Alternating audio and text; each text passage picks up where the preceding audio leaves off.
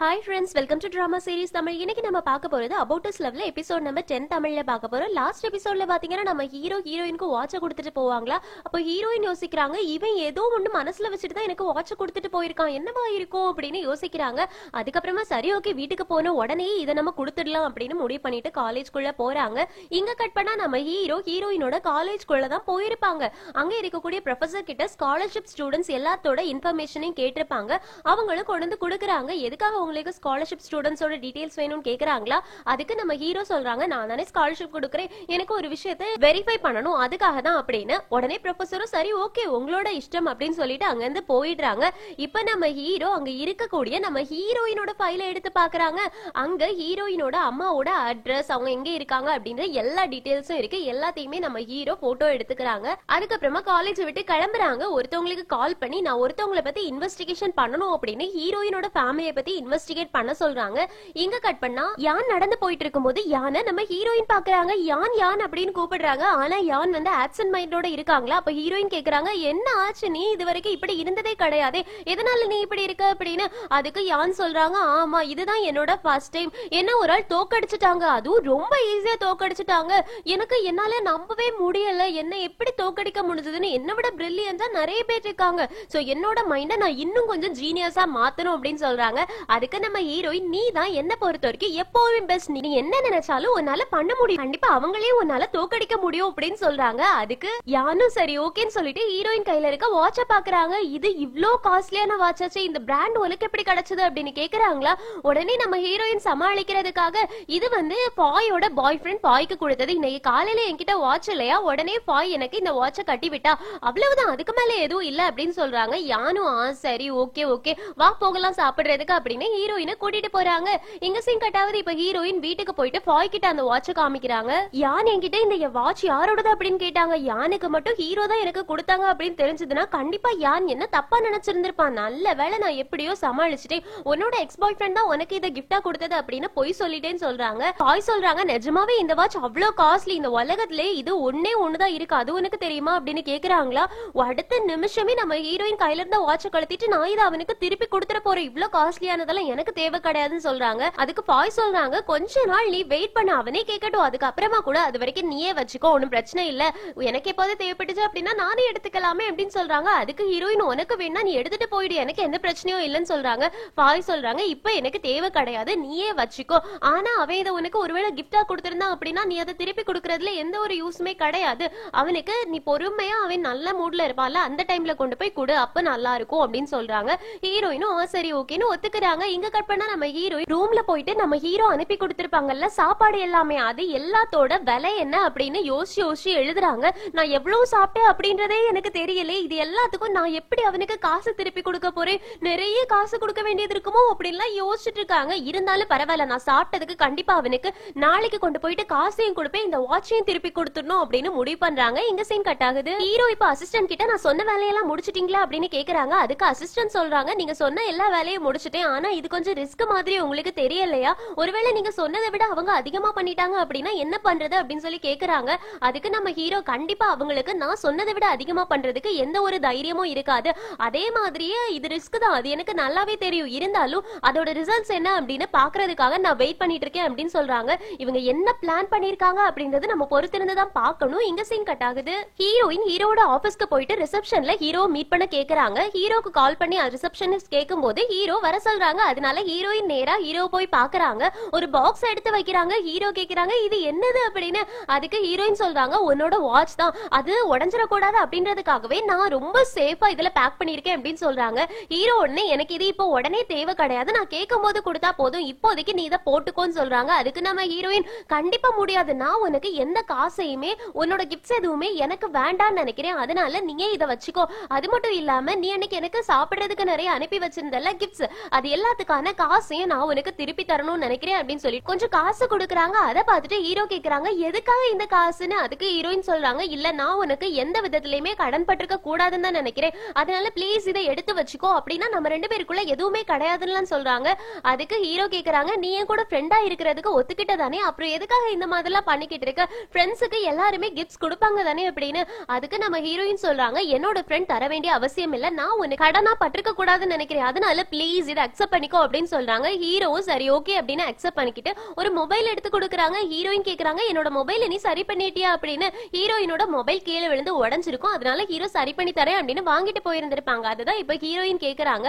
அப்ப ஹீரோ சொல்றாங்க இல்ல இல்ல அதை ரிப்பேர் பண்ண முடியல, அதுக்காக நான் உனக்கு புது மொபைல் வாங்கி கொடுத்திருக்கேன். ஆல்ரெடி நான் தானே அதை உடைச்ச மாதிரி இருந்துச்சு, அதனால நான் உனக்கு புதுசு வாங்கி கொடுத்திருக்கேன், இதுக்கு நீ திரும்ப பே பண்ண வேண்டிய அவசியம் கிடையாதுன்னு சொல்றாங்க. அதுக்கு நம்ம ஹீரோயினும் சரி ஓகே அப்படின்னு மொபைல ஸ்விட்ச் ஆன் பண்றாங்களா. அப்போ ஒரு கால் வருது. ஹீரோயினோட அம்மா தான் கால் பண்ணிருப்பாங்க. அதனால ஹீரோயின் கொஞ்ச நேரம் இரு நான் வந்துட்டேன் அப்படின்னு வெளியில போயிட்டு ஹீரோயினோட அம்மாவோட காலை அட்டென்ட் பண்றாங்க.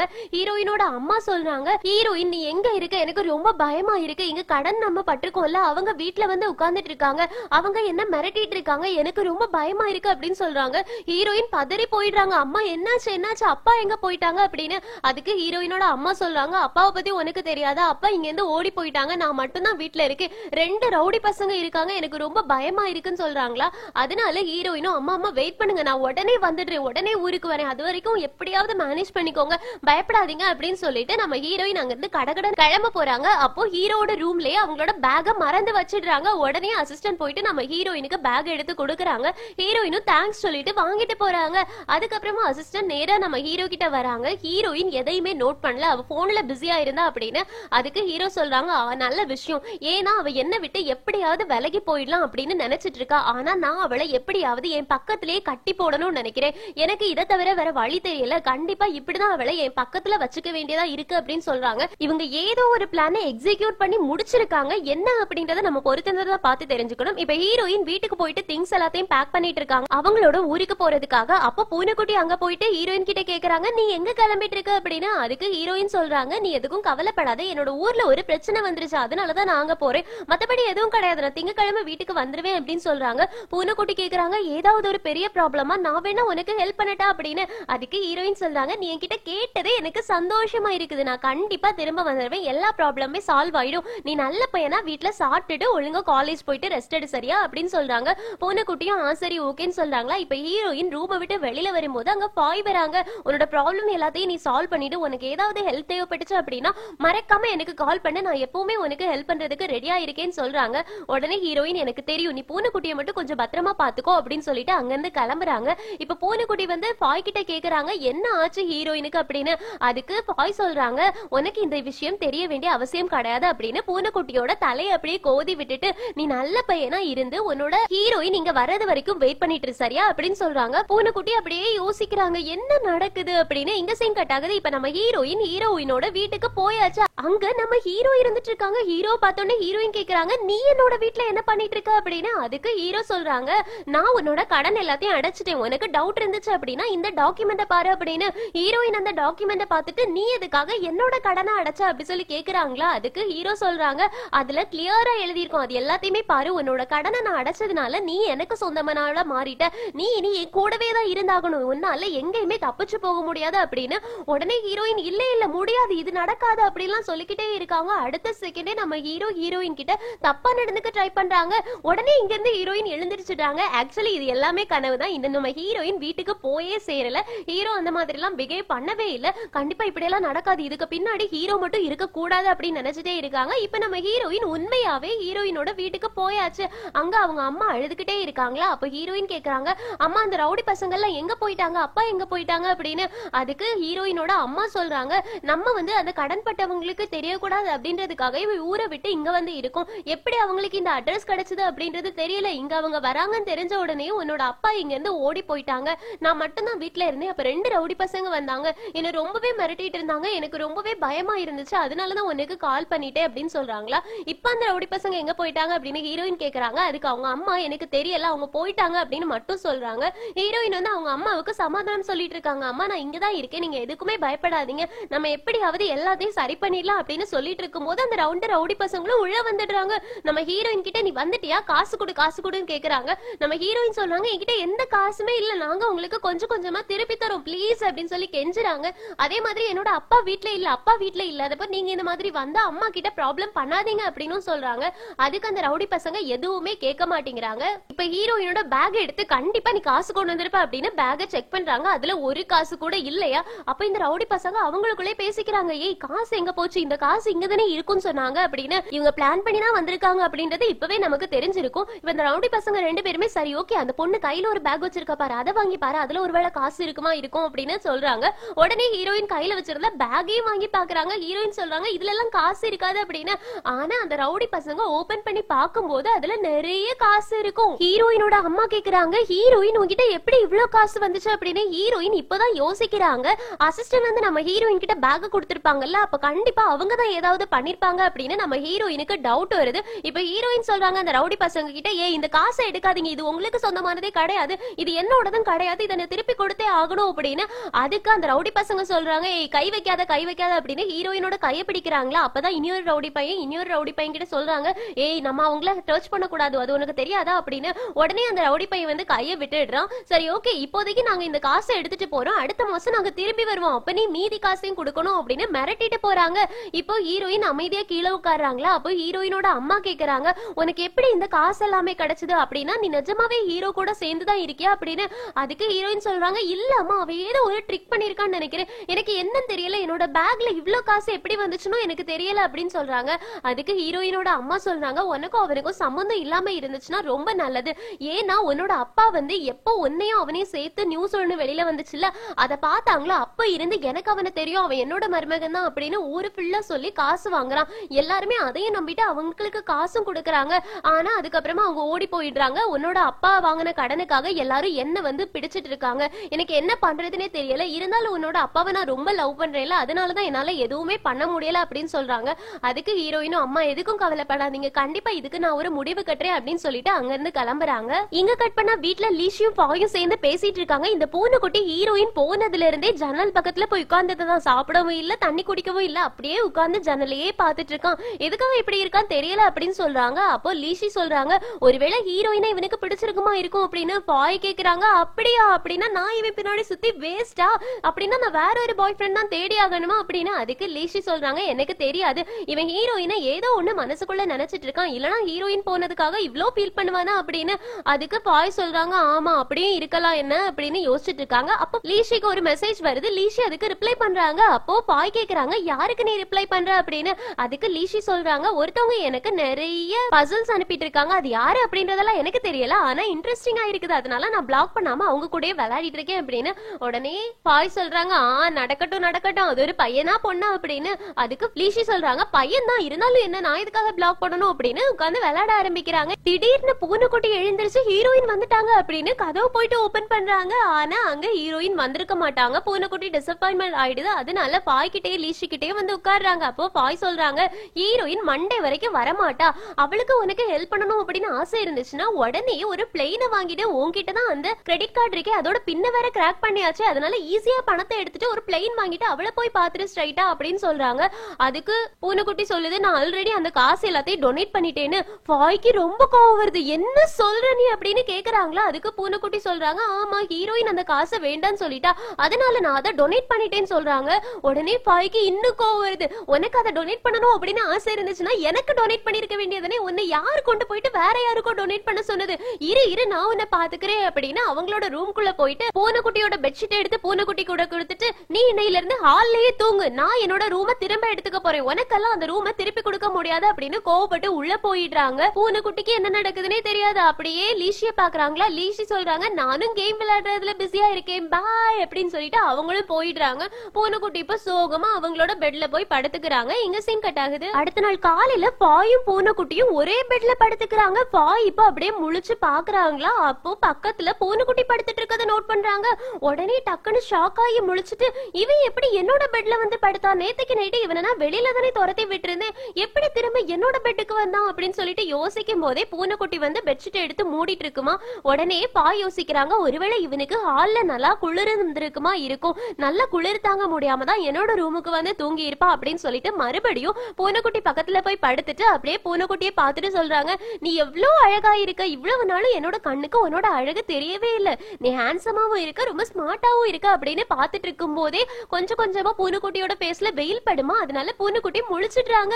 அப்போ பாயை பார்த்த உடனே டக்குன்னு துடிச்சு எழும்பிட்டு நீ என்னோட பெட்ல என்ன பண்ணிட்டு இருக்க அப்படின்னு சொல்லி கேக்குறாங்களா. அதுக்கு பாய் சொல்றாங்க அத நான் கேட்கணும், இது என்னோட பெட்ரூம், என்னோட பெட், இங்க நீ தான் படுத்துட்டு இருக்க அப்படின்னு பூனைக்குட்டிய ஒரு மிதி விடுறாங்க. பூனைக்குட்டி அப்படியே கீழே விழுந்துடுது. டக்குனு எழுந்திருச்சு ரூமை விட்டு வெளியில போக போறாங்களா.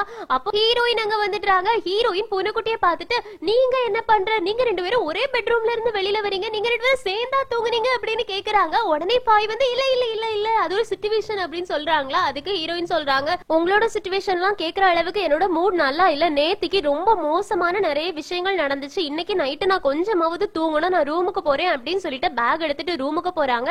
இப்ப பாய் வந்து பூனைக்குட்டி கிட்ட திட்டுறாங்க, நீ உன்னோட காசு எல்லாத்தையும் நீ டொனேட் பண்ணாம இருந்திருந்தா அப்படின்னா இப்போ ஹீரோயினுக்கு ஹெல்ப் பண்ணிருக்கலாம்ல, பெரிய ஆள் மாதிரி உங்ககிட்ட இருந்து எல்லா காசையும் டொனேட் பண்ணிருக்க, அதுவும் யாருக்குன்னு தெரியாமலேயே அப்படின்னு சொல்லி திட்டுறாங்க. உடனே பூனைக்குட்டி அங்க இருந்து போயிடுது. இப்போ லீஷி வந்து பாய் கிட்ட சொல்றாங்க நீ அவனை திட்டுறதை நிறுத்து, அவன் ஒண்ணு ரேண்டமா டொனேட் பண்ணல, அவன் ஒரு நல்ல விஷயம் தான் பண்ணிருக்கான் அப்படின்னு. பாய் கேக்குறாங்க என்ன நல்ல விஷயம் பண்ணிட்டான் அப்படின்னு. உடனே லீஷி தன்னோட பெட்ரூம்க்கு பாயை கூட்டிட்டு போயிட்டு லேப்ல காமிச்சு கொடுக்குறாங்க. அவன் ஆட்டிசம் உள்ள குழந்தைங்களுக்கு தான் அவனோட காசை டொனேட் பண்ணிருக்கான். ஆட்டிசம் உள்ள குழந்தைங்களை பாக்குறது ரொம்பவே கஷ்டமான விஷயம், அவங்களுக்கு இவன் அவன்கிட்ட இருந்த எல்லா காசையுமே டொனேட் பண்ணிருக்கான். பூனைக்குட்டி நிஜமாவே ரொம்ப இன்னசென்டான பூனைக்குட்டி, அது மட்டும் இல்லாம ரொம்பவே நல்ல மனசு உள்ளவே அப்படின்னு சொல்றாங்க. பாய் இப்ப பூனைக்குட்டியை திட்டினதுக்கு ரொம்பவே ஃபீல் பண்றாங்க, நான் தான் தப்பு பண்ணிட்டேன், என்னால அவனை கண்டிப்பா பாய் ஃப்ரெண்டா அக்செப்ட் பண்ண முடியாது, ஏன்னா அவன் ரொம்ப நல்ல பையனா இருக்கான், அவனை ஏமாத்துறதெல்லாம் என்னால முடியாது, ஆனா நான் அவன் கிட்ட ஃப்ரெண்டா இருக்கலாம், நான் என்ன அவன் கிட்ட ஃப்ரெண்டா இருக்கிறதுக்கு ரொம்பவே ட்ரை பண்ண போறேன், அதனால நான் ஃபர்ஸ்ட் ஒரு புது பாய் ஃப்ரெண்ட கண்டுபிடிக்கணும், அதனால நீ எனக்கு ஹெல்ப் பண்ணு, இந்த பேக் நல்லா இருக்கா, இந்த பேக் நல்லா இருக்கா, நான் இன்னைக்கு ஒரு புது பாய் ஃப்ரெண்ட கண்டுபிடிக்க போறேன் அப்படின்னு கிளம்புறாங்க. லீஷி சொல்றாங்க நீ திருந்த மாட்டியா அப்படின்னு. இங்க சீன் கட்டாவது இப்போ பாய் நம்ம ஹீரோயினோட ரூமுக்கு வந்துட்டு ஹீரோ உனக்கு கொடுத்த வாட்சை இன்னும் நீ வச்சிட்டு இருக்கியா இல்லனா கொடுத்துட்டியா அப்படின்னு சொல்லி கேக்குறாங்களா. அதுக்கு ஹீரோயின் சொல்றாங்க நான் உண்மையாவே அவன் கிட்ட குடுக்கறதுக்காக தான் போயிருந்தேன், ஆனா அத அவன் அக்செப்ட் பண்ணிக்கல அப்படின்னு வாட்ச பேக்ல இருந்து எடுத்து காமிக்கிறாங்க. ஆக்சுவலி என்ன நடந்திருக்கும் அப்படின்னா ஹீரோயின் அவங்க அம்மாவை பாக்குறதுக்காக கிளம்பி போயிருப்பாங்கல்ல, அந்த டைம்ல நம்ம ஹீரோ கால் பண்ணி ஹீரோயின் கிட்ட சொல்லியிருப்பாங்க நீ அவசர அவசரமா கிளம்பினதுனால அந்த வாட்சை நான் உன்னோட பேக்லயே வச்சுட்டு கொஞ்ச நாளைக்கு நீ அதை வச்சுக்கோ, உனக்கு ஏதாவது காசு தேவைப்பட்டுச்சு அப்படின்னா அதை என்ன வேணாலும் செஞ்சுக்கோ, பிளீஸ் அதை மட்டும் அக்செப்ட் பண்ணிக்கோ அப்படின்னு சொல்லி இருந்திருப்பாங்க. அதனாலதான் நம்ம ஹீரோயின் அதை வச்சிருந்திருப்பாங்க. இப்போ அந்த கவரை பிரிச்சு ஹீரோயின் கிட்ட இருந்து பாய் அந்த வாட்சை எடுத்துக்கிறாங்க. கண்டிப்பா நான் இதை உனக்கு ரிட்டர்ன் பண்ணிடுவேன் சரியா, கொஞ்ச நாளைக்கு மட்டும் நான் இதை வச்சுக்கிறேன் அப்படின்னு சொல்றாங்க. அதுக்கு ஹீரோயினும் ஓகே சொல்றாங்க.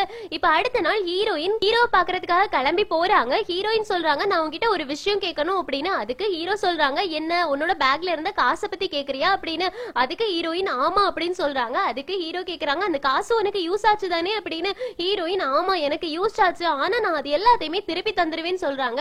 ஹீரோ கேக்குறாங்க எதுக்காக நீ திருப்பி தரணும் அப்படின்றதுலே குறியா இருக்க, ஏன்னா உனக்கு காசு தேவைப்படும் அப்படின்றது எனக்கு நல்லாவே தெரியும், அந்த போன்ல கால்ல நீ பேசும்போது எனக்கு ஏதோ தப்பா தோணுச்சு, அதனாலதான் நிறைய காசு உன்னோட பேக்ல வச்சிருந்தேன், அது உனக்கு யூஸ்ஃபுல்லா தானே இருந்துச்சு, ஒன்னும் யூஸ்லெஸ்ஸா இல்லையா, அதனால நீ அதை வச்சுக்கோ எனக்கு பிரச்சனை இல்லைன்னு சொல்றாங்க. அதுக்கு நம்ம ஹீரோயின் அப்படின்னா நீ என்கிட்ட என்ன எதிர்பார்க்கற அப்படின்னு சொல்லி கேக்குறாங்களா. அதுக்கு நம்ம ஹீரோ சொல்றாங்க நீ எனக்கு காசெல்லாம் திருப்பி தர வேண்டாம், உன்னோட எல்லா கடனையுமே நான் அடைக்க ரெடியா இருக்கேன், நீ என்னோட கேர்ள் ஃப்ரெண்டா மட்டும் இருன்னு சொல்றாங்க. இப்பதான் ஹீரோயின் பாய் வந்து நம்ம ஹீரோயின் கிட்ட கொஞ்சம் பேசி இருப்பாங்க, அதை யோசிச்சு பாக்குறாங்க. பாய் என்ன சொல்லிருப்பாங்க அப்படின்னா நீ கொஞ்சம் கொஞ்சமா ஹீரோவோட ட்ரிக்ஸ்ல விழுந்துட்டு இருக்க, அவன் கொஞ்சம் கொஞ்சமா பணத்தை யூஸ் பண்ணி ட்ரை பண்ணி பார்த்தான், ஆனா அது நடக்கல அப்படின்னு தெரிஞ்ச உடனே கொஞ்சம் கொஞ்சமா உன்கிட்ட நிறைய ட்ரிக்ஸ் யூஸ் பண்றான், உனக்கு தெரியாமலேயே நீ அவனோட வலையில விழுந்துகிட்டு இருக்க அப்படின்னு சொல்லி இருந்திருப்பாங்க.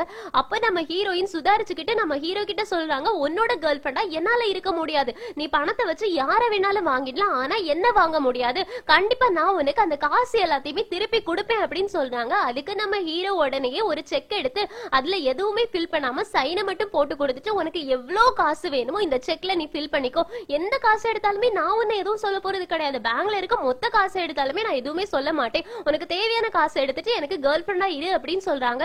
நம்ம ஹீரோயினுக்கு இன்னும் கோவம் வருது, அப்படியே அந்த செக்க கசக்கி நம்ம ஹீரோவோட மூஞ்சிலே எரிஞ்சிட்டு இதுக்கு மேல உன் கண்ணு முன்னாடி நான் வரவே மாட்டேன், உனக்கு நான் எவ்வளவு கடன் பட்டிருக்கேனோ எல்லா கடனையுமே சீக்கிரமா அடைச்சிருவேன், இனி என்கிட்ட வந்து பேசுறதுக்கு ட்ரை பண்ணவே செய்யாத அப்படின்னு சொல்லிட்டு கோபப்பட்டு அங்க இருந்து கிளம்பி போறாங்க. நம்ம ஹீரோ அப்படியே சிரிக்கிறாங்க. இப்ப அசிஸ்டன்ட் வந்துட்டு நம்ம ஹீரோ கிட்ட கேக்குறாங்க நான் சொன்னேன்ல நம்மளோட பிளான் கண்டிப்பா சொதப்பிடும் அப்படின்னு.